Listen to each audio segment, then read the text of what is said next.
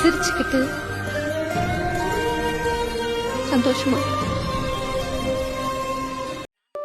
இந்த வீடியோவை பார்க்குறப்போ attachment is scary, pain of love எந்த அளவுக்கு டீப்பாக இருக்குன்றது தெளிவாக தெரியுது.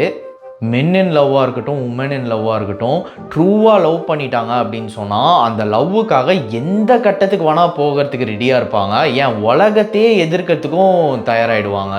அந்த பிரிவு ஆக்சுவலி நிறையா கற்றுக் கொடுக்கும்.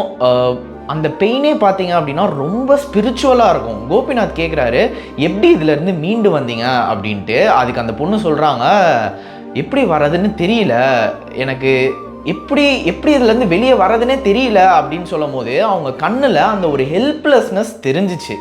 எனக்கு ஒரு சான்ஸ் கிடச்சிதுன்னா நான் எல்லாத்தையும் திருப்பி சரி பண்ணிவிடுவேன் அப்படின்னு சொல்லும் போது அந்த ஒரு சான்ஸில் அவ்வளோ பெயின், அவ்வளோ எமோஷன்ஸ் அடங்கி இருக்குது.